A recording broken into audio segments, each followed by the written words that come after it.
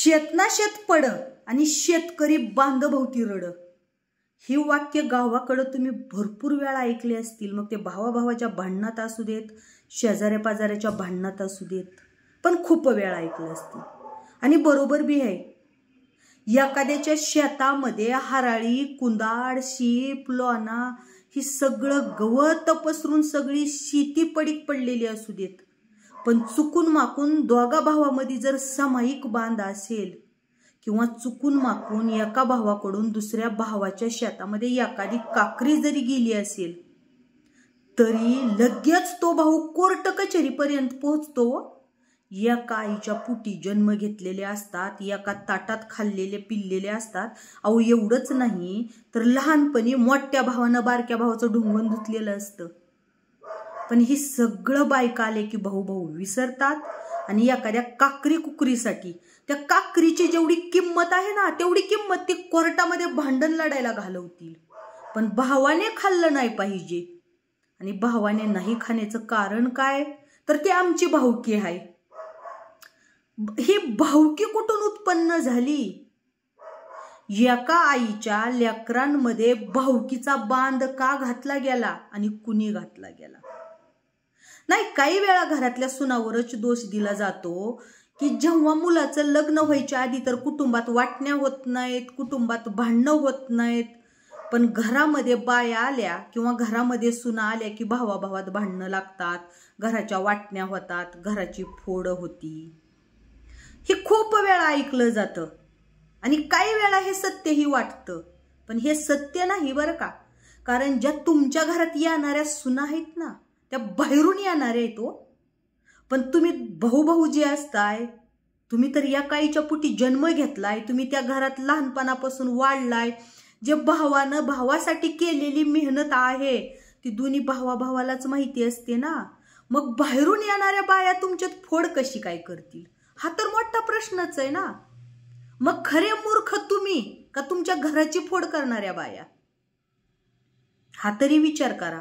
एखाद्या वेळा तुमची बायको तुमच्या भावाचं घरानं तुम्हाला सांगायली असेल तर तुम्ही ऐकायचं नाही, डायरेक्ट तिला त्याच वेळेला प्रश्न विचारायचा की बाई माझ्या भावानं मला लहानपणापासून खूप सांभाळलंय, मदत केली, तू माझ्या. आणि एखाद्या वेळा तिने सांगितलं की तुमचा भाऊ चुकीचा आहे, तुमचा भाऊ असा बोलला, डायरेक्ट सांगून टाका, बोलू देत, माझा भाऊ आहे तो, तुला कुणी अधिकार दिला आमच्या दोघांच्या मध्ये पडायला?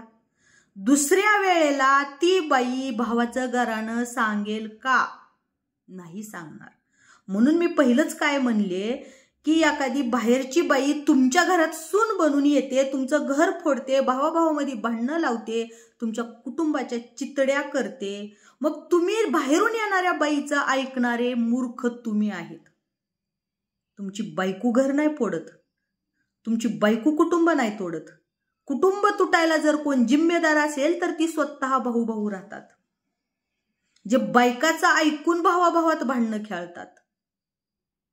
कारण बाहेरच्या आलेल्या बायाला हेच पाहिजे असतं, पण ते कसं साध्य नाही होऊ देणं हे तर तुमच्या हातात आहे ना. सांगू द्या ना, काही घरानं सांगू द्या, तिला समजावा किंवा ह्या कानानं ऐका आणि ह्या कानानं सोडून द्या. पण तुम्ही असं करत नाहीत. तुम्हाला जर तुमच्या बायकोनं सांगितलं की अहो बघा ना तुमचा भाऊ मला असा बोलला, तुम्ही लगेच काट्यान कुराड्या घेऊन त्याला जाब विचारायला तयार की तू माझ्या बायकोला असं कसं काय बोलला? विसरले का तुमचं लहानपणी ढुंगण दुलेलं, तुम्हाला घास भरवलेला, तुमच्यासाठी भाऊ रात्र रात्र जागलेला? विसरले सगळं? एखादा भाऊ आपल्या भावानं शिक्षण घ्यावं म्हणून स्वतःचं शिक्षण सोडून देतो. मोठा भाऊ जर असेल तर जर गरीबी असेल तर बारक्या भावाचं शिक्षण पूर्ण व्हावं म्हणून मोठा भाऊ स्वतःचं शिक्षण सोडून मोलमजुरी करतो.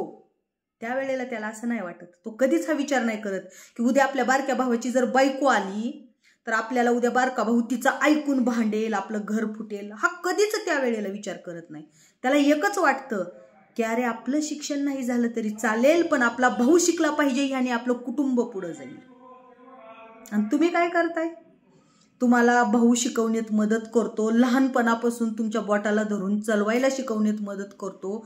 बाहेरचं जर तुम्हाला कोण तुमच्या लहानपणी भांडायला तर तुमचा मोठा भाऊ धावत पळत येतो, अरे का रे माझ्या भावाला भांडला, का रे माझ्या भावाला मारलं. तो समोरच्या व्यक्तीच्या 2 चापटा खाईल पण तुम्हाला त्या चापटापासून वाचवेल. तुम्ही जर तुमच्या बायकोनं तुम्हाला त्याच भावाचं घराणं सांगितलं की तुम्ही लगेच बायकोचं ऐकताय आणि भांडायला सुरुवात करताय. ह्या सगळ्या गोष्टी विसरून मग बाहेरच्या आलेल्या बाया नाहीत तुमचं घर फोडत. तुमच्या घरात आलेल्या सुना किंवा तुमच्या भावजया घर फोडत नाहीत.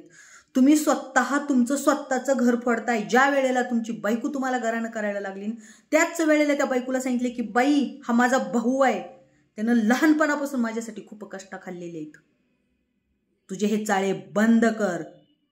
दुसऱ्या वेळेस ती का तुम्हाला सांगेल, पण पहिल्याच वेळेस जर तुम्ही तुमच्या बायकोचं ऐकून भावाला भांडत असेल तर आणखीन ती भडकवून सांगेल, भरवून सांगेल, नाही झालेल्या गोष्टी पण ती तुम्हाला सांगेल. मग मूर्ख तुम्ही आहेत का बाहेरून येणाऱ्या बाया?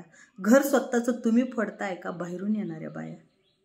अरे एका आईच्या पोटी जन्म घेतलेले तुम्ही भाऊ आणि एखाद्या काकरीसाठी इतकं भांडणं खेळताय. एखाद्या काकरीसाठी तुमच्या सख्या भावानं एक काकरी तुमची घेतली तर ती तुम्हाला सहन होत नाही, पण दुसऱ्या शेजाऱ्यानं 10 काकऱ्या घेतल्या आणि तुमचं त्याच्यासोबत चांगल्या प्रकारचं चलत असेल तर तुम्ही त्याला 10 काकऱ्या सोडून द्याल, पण तुमच्या भावाला तुम्ही एक काकरी सोडणार नाहीत. तुम्ही त्या शेजाऱ्याला 10 काकऱ्या का सोडाल? तुम्हाला तो गोड का वाटतो? तो तुमच्याशी आत्ता गोड बोलतो, पण जेव्हा तुमच्या आईबापाची परिस्थिती बिकट असते ना त्याच शेजाऱ्यानं तुमच्या आईबापाला जनावराला त्याच्या शेतातला चारा सुद्धा टाकू दिलेला नसतो. आणि तुमच्या भावानं तुमचं लहानपणी ढुंगण धुतलेलं असतं, तुम्हाला घास भरवलेला असतो, आणि तरी तुम्ही भावाला एक काकरी नाही खाऊ देणार. शेजाऱ्यानं 10 खाल्ल्या तरी चालतील. का? तर तुमच्या बायकोचं, त्या शेजाऱ्याच्या बायकोचं, तुमचं त्यांच्याशी आता चांगले संबंध आहेत. जाऊ दे, खाऊ दे एवढे वर्षी, आपण पुढे सांगू त्याला. एवढ्या प्रेमात बोलताय, मग हीच प्रेम तुमचं भावाविषयी का नाही उतू येत? का समजताय भावाला भावकी? का भावाविषयी एवढी दुश्मनी? एक गोष्ट लक्षात घ्या, रावणाच्या सोबत त्याचा भाऊ नव्हता म्हणून रावण हरलेला आहे. रावणाच्या सोबत बिभीषण हा त्याचा भाऊ नव्हता म्हणून रावण हरला, आणि रामाच्या सोबत लक्ष्मणासारखा भाऊ खंबीरपणे पाठीशी उभा होता म्हणून राम जिंकलेला आहे. तुम्ही भावाला भाऊकी म्हणताय, पण विचार करा, हे भाऊकीचा बांध 2 भावामध्ये घालणार कोण आहे? आणि ते तुम्ही घालून का घेतला? बांध पडायच्या आधीच त्या बांधेसाठी तुम्ही का नाही संघर्ष केला? लहानपणचे सगळे दिवस विसरताय.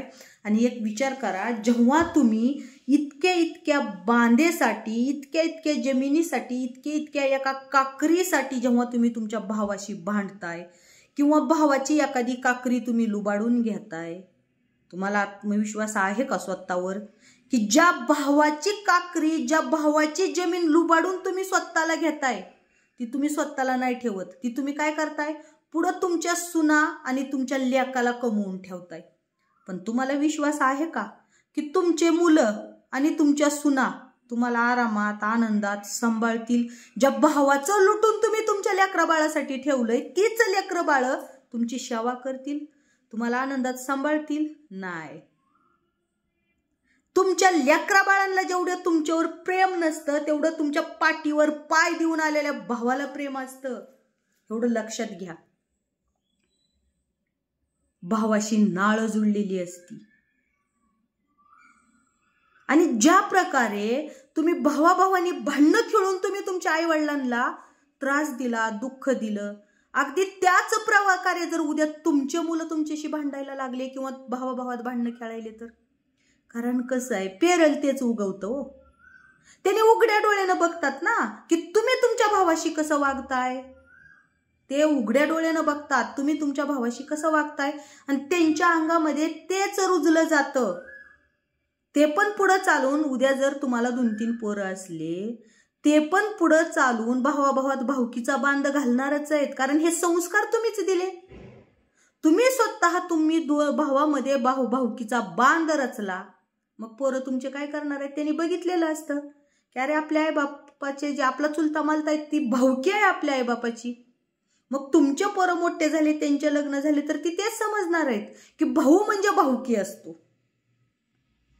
म्हणून सांगते, त्यासाठी ना आपल्या लेकरांच्या डोळेसमोर भावाभावामध्ये प्रेम राहू दे. आणि काय गॅरंटी आहे, तुम्ही भावासोबत एखाद्या काकरीसाठी भांडताय, ती भांडणं खेळून कोर्ट कचेरी करून ती भावाकडून काकरी तुम्ही घेताय, पण जी कमवून ठेवलेली काकरी किंवा जी भावाची घेतलेली काकरी ज्या पोरांसाठी तुम्ही ठेवताय, ती पोरं उद्या तुमची सेवा करणार आहेत, तुम्हाला आनंदात सांभाळणार आहेत. काय गॅरंटी आहे? तुमच्या आईवडिलांनी पण जमीन जायदाद कमवताना खूप मेहनत केली असेल, तर तुम्ही सांभाळताय का त्यांना व्यवस्थित? तुम्ही राहताय का त्यांच्या डोळ्यासमोर व्यवस्थित? नाही ना. म्हणून म्हणलं पेराल तेच उगवत असतं बरं का. पेराल तेच उगवतं. उद्या काय आत्मविश्वास आहे तुम्हाला की तुमचे पोरं ज्या भावाला तुम्ही भांडून हे सगळं केलं कोर्ट कचेरी, आणि त्या वेळेला जेव्हा तुम्हाला मग तुमचे पोरं लाताळायला लागले ना, त्यावेळेला तुम्हाला तुमच्या भावाची आठवण येणार की अरे मी एका काकरीसाठी माझ्या भावासोबत एवढं भांडणं खेळलो, कोर्ट कचेरी केली, आणि मी ती कमवून माझ्या पोराला ठेवलं, पण आज माझं पोरग माझे हाल काय करत आहे, का केलं असेल मी. पण त्यावेळेला मात्र फक्त पश्चाताप, ह्याच्याशिवाय काहीच राहिलेलं नसतं तुमच्याकडं. आणि त्यावेळेला त्या भावाच्या बी हातात काही नसतं, त्याला बी लेकसून आलेले असतात, तुम्हाला बी लेकसून आलेले असतात. कुठंतरी एखाद्या वट्टेवर बसलेला भाऊ ना तुमचे हाल बघून त्याच्या डोळ्यात पाणी येणार. एखाद्या वेळा तुमच्या लेकराला तो समजावायला जाईल, तुम्ही एवढं भावाला त्रास देऊन सुद्धा तो समजावेल तो भाऊ की नको रे असं करू, बापाशी नीट वाग, नका भाऊ भाऊ भांडणं खेळू, त्यानं लय कस्ता खाऊन कमीवलं रे. त्या भावाच्या पोटात मळ राहिलेली नसती, त्याचं बंधू प्रेम जागा झालेलं असतं. ज्या वेळेला तुमचे लेकरं तुम्हाला त्रास देताना त्याच्या मनात तुमचा शेजारी नाही समजावायला येणार. पुन्हा ज्या शेजाऱ्याला तुम्ही 10-11 काकऱ्या सोडलेल्या असतात, खाऊ देत, काय फरक पडतो, एवढ्यात काय लय उत्पन्न निघणार आहे, एवढ्या 9-10 काकरीनं काय फरक पडणार आहे. पण उगाच कशाला दुश्मनी घ्यायची. आणि तुम्ही एका काकरीसाठी भावाला दुश्मन समजताय. शेजाऱ्याला 9-10 काकऱ्या सोडलेल्या असतात ना, त्यानं तुमच्या 9-10 काकऱ्या खाऊन बी जेव्हा तुमच्या घरात भांडणं लागतात, तुमच्या घरात तमाशा चालतो ना, तेव्हा तो शेजारी तुमच्या घरातले भांडणं सोडवायला येत नसतो. तो शेजाऱ्याला बरं वाटत असतं तुमच्या घरातल्या भांडणं, तो शेजारी तुमचे भांडणं पेटवायला येईल.